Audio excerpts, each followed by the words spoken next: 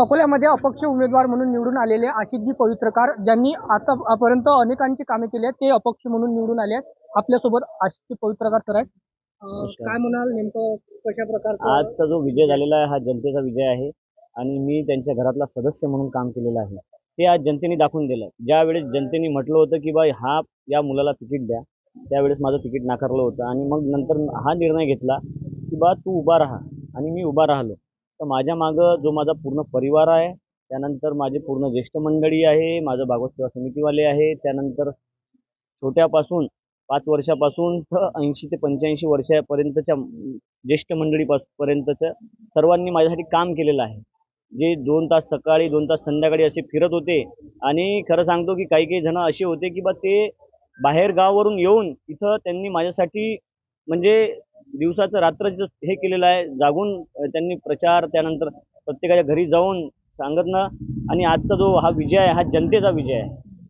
तुम्हाला काँग्रेसकडून काही ऑफर वगैरे आली काय? नाही, मी आता सध्या तिथूनच आलेलो आहो. अजून मला ऑफर तर सर्वीकडूनच आलेले आहेत. पण मी आता सध्या जनता जी म्हणणार, ज्यांनी मला अपक्ष उभं केलेलं आहे सर्वांनी, तेच जे म्हणतील तेच मी त्याच्यासारखंच मी करणार. दादा दुसरा प्रश्न, भाजपमध्ये जाणार आहात का तुम्ही? आता जनता ठरवणार. हे जे आहे हे सर्व जनता ठरवतील.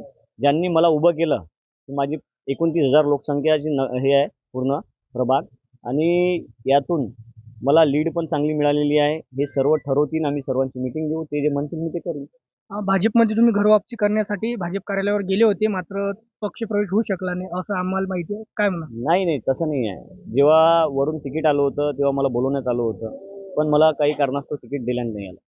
तिथचं जे स्थानिक आहे त्यामुळे मला तिकीट नाही देण्यात आलं आणि मग नंतर मला वेळेवर त्यांनी म्हटलं काही 1 तासात कोणतं सर्टिफिकेट पण भेटत नाही आणि काहीच नाही भेटत.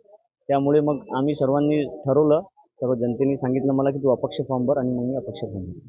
दादा शेवटचा प्रश्न, तुम्हाला महापौरांची ऑफर आली आहे, आम्हाला सूत्रांची माहिती काय म्हणा? अच्छा, ते बघू. सर्व जे म्हणतील ते मी करेन आणि जर एवढा मोठा चान्स जर मला मिळाला तर अकोल्याचं नाही स्मार्ट सिटी करून दाखवली महाराष्ट्रातून पूर्ण, तर नाव बदलून द्या. दरम्यान अकोल्याची स्मार्ट सिटी करून देण्याचं आशिषजी पवित्रकार यांनी म्हटलं आहे. कॅमेरा पर्सन चारुदत्त सोटेसह योगेश शिरसाट, NDTV मराठी, अकोला.